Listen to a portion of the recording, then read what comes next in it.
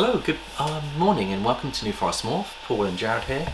We are super excited about checking on our females today, and it's been a whole month since we've done a follicle check, Jared, hasn't it? We like to check our girls every month, see how they're doing, how they're progressing. Some of them have put on a lot of weight, some of them have been pairing nicely.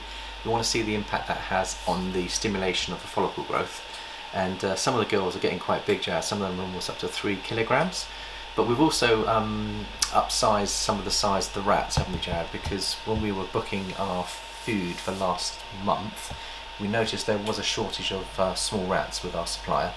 And so the only option we had was to go for slightly larger rats, which we normally wouldn't go for, but we thought we'd experiment with ones. So we've moved up to a 200-gram rat for some of the bigger girls. And people like Colossus, who was actually in shed, still took that, and she was quite comfortable, but she's nearly 4 kilograms. But a lot of our girls are between 2.5 and 3 kilograms, so I think they're quite capable of taking up to 10% of their body weight. So if you say that 200 grams is less than 10% of their body weight, then I think that's normally a good guide, isn't it, Jared? Yeah. But the rats are very big. Let's have a quick look and show you the size of them, because I think they are 200 grams, Jared. Are they large rats, or are they? How do they define them? I think they're called medium large. Medium large. So you can see how big they are when they come in packs of 5. Just look at the size of them. Yeah. 200 grams a go.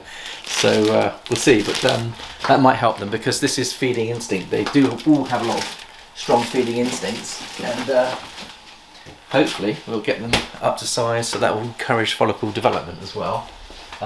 We've also passed out our new snakes come through, which is our beautiful clown Het Ultrasound boy, and we've got him set up now, Jan. Let's just bring him out and see. He's taken his first meal, hasn't he? Let's have a little look at him, see how he's settling in. He's beautiful, look how red he is. Yeah, see the influence of the Ultrasound in there, Jared. Look at the head stamp, pretty. So he seems to be really happy, Jared, and say he's settling in well. He's a very friendly snake. He does come out a lot and play. Very similar to our gravel clown boy that wants to come out and play all the time, doesn't he? But he's settling in nicely, so we'll just put him back there. And Jad, what did you think? You had a look at the new pickups from Friday? Yeah, really, I love them. What were your thoughts? They're beautiful. Obviously my favourite one's the clown pied, but... Yeah, the clown pied's interesting because he's very much like Apollo, who's also a banana, but he's they're very chilled, very cool, very laid back. But they're settling in nicely. I did notice when Mandy read out on the last video, she read out that it was a spot nose het clown. Actually, that was the sire of the baby. She read the sire rather than the actual baby. It's actually a yellow belly, orange dream, 100% het clown girl, which Jared wanted for your highway clown projects. Because we've got the gravel boy now. Get the OD into it. We wanted to get the OD into that, but what it does is we'll bring that female up, and then we'll plug in the gravel boy to her, and then we'll produce some lovely orange dream highway clowns with her. So, and she's very bright, very beautiful, but she doesn't actually contain spot nose. So just wanted to adjust the video from last week. And you could probably hear the ultrasound is on at the moment. Jared's been doing lots of ultrasounding, haven't you, Jared, with myself?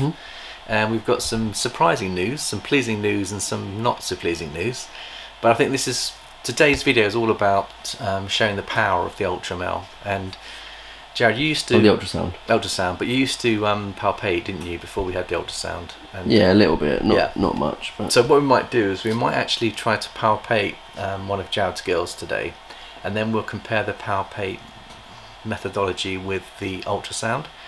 And the one we're going to use is Shadow, because I think Shadow's looks like she's putting on some good size, and hopefully she's got some good follicle development. But we'll have a look at that one as well, Jared.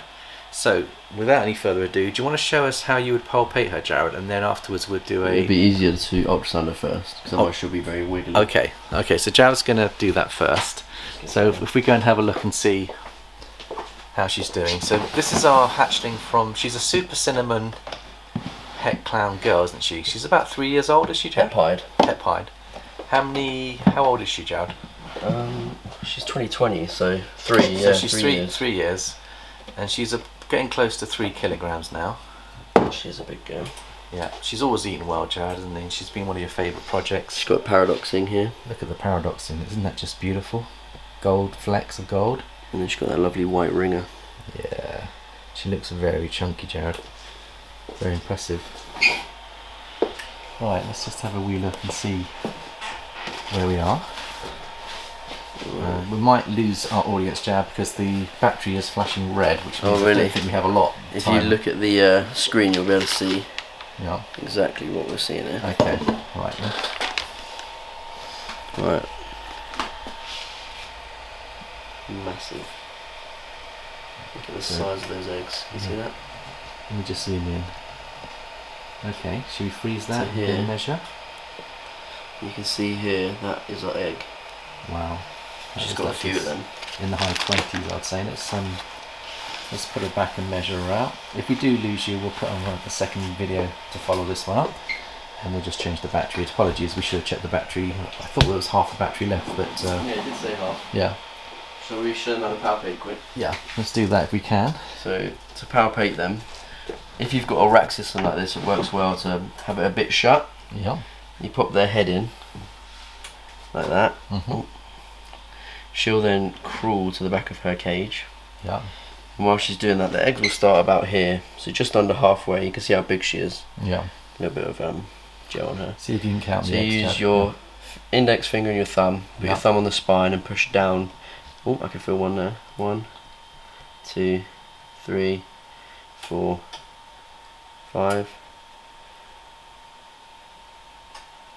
I think that was a 6. I think there's 5 or 6 eggs in there. That's and you can feel them, they bump. It's like going over a speed bump when they're this big. So it's interesting. So you don't need an ultrasound. You don't have to have one. They're nice. And how would you assess the size of those eggs, bearing in mind that you've just felt you counted them? Yeah. But how would you assess those, Jared? I think it's just depending on how big the bumps are. Like if it feels like a marble, they're pretty small. If it feels like a golf ball, they're getting better. If it feels like a tennis ball, then you're about to have a baby that's going to pop. Okay, so let's just measure these now, Jared, and then see what we've got in terms of the measurement. Now, go to measure, click the distance on here, and then you go to the top of the egg, which is about there, to the bottom of the egg, about there, to the side of the egg, which is about there. And where does this end, Jared? I can't quite see it. There, just just there. by the cliffs. So what have we got? Just measure that. So she's sitting at 29.3 mil is that average size. My goodness me. So what was she before? When did we measure her last time, Jared? So before, we've got it all written here. On the 23rd of the 10th, she was 13.8. So last month she was 13.8. So she's doubled in 1 month. About 15 mil bigger. Now isn't that interesting? So we've got a... We'll just switch this off a second. So we've got a girl that we thought was running at 13 mil. In a month, she's doubled in size into 29, even more than doubled. And she's had a couple of locks with Bowser. So I think the feeding instinct, the breeding has stimulated those follicles, and she's been ball wrapping a lot as well. So it just goes to show that you might think that your girls aren't advancing very far, but literally 13 to 29 in a month is really going great guns. That's impressive, yeah. But it does happen. Yeah. And the battery's still going, Jared? Just, yeah. Okay. So what we've done is, Jared and I won't bore you with 24 ultrasounds. We've done 23 other ultrasounds, and we've had mixed results, haven't we, Jared, on that? What surprised us is Calypso is almost 3 kilograms. We were expecting her to be as high as 20 millimeters. But when we actually tested her out, she's at 12.5 mil in a month. 1 mil in a month, and I think this is like the benefit of actually having the ultrasound is it gives you the pinpoint accuracy. But you can see how big she is. She's nearly 3 kilograms, and yet she's follicle development's been very slow. She looks beautiful, doesn't she? But she is beautiful. Yeah. Were there any other ones that surprised us, Jared, results wise? Yeah, Mayu, she was 15 last month. She's now 25. So this is this one up here. So she is the one cinnamon, yellow belly cinnamon pie. Yeah. Let's just take a look at her and just see how she's doing. But she does seem to be putting on some good weight, Jared. And she's 25 mil at the moment. There she is. Now we've got another theory as to why these girls might be developing.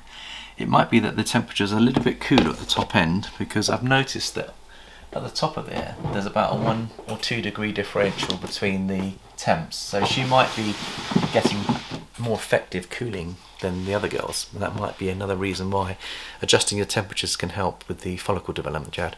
We have Tess here. Now Tess was ball wrapping, wasn't she?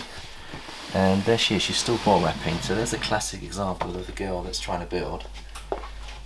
And she's a big girl. Did we do her follicle test, Jared? Yeah. She didn't go up very much, did she? She's She stayed the same. 13 mil. She stayed the same. So either we got it wrong last time. Yeah. And she has grown, or she's just not grown as fast. Yeah.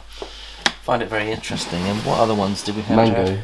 Mango went from, so she's our pastel lesser clown, went from 12.7 to 20.8. That was a big jump, wasn't it? Let's have a look at her and see how she's developing. Look at that, beautiful size, and she gave us the gravel clowns last season. And again, big jump, Jared. She's a lovely girl. So we've got several girls in November, mid-November, that are on the 20 to 30 mil range. Now we've noticed in past seasons that they can go from 25 to 40 very quickly. So we're going to keep an eye on any future growth and ovulations, but we may end up with a January, February, March season here, Jared. So, and I think it's because we started in September pairing and started to aggressively feed from September onwards, didn't we? I would say aggressively. We'll give them weekly feeds. We've upped the size of the prey and we went up to weekly feeding, didn't we? But for the most of the 6 months prior to that, we were giving them small multis and we were feeding them once every 2 weeks. So we rested them for 6 months to get their metabolism down. And then as soon as the breeding instincts kicked in, we've given them extra food and it stimulated the growth of the follicles. So I think this is what we're learning to do, is we're learning when to feed and to feed at the right times. So I think that's pretty much everything. Now Isa, she's doing well. She's our desert ghost entry. So she went from 14 mil to 23 mil. Let's have a quick look at her and see how she's progressing. She could do with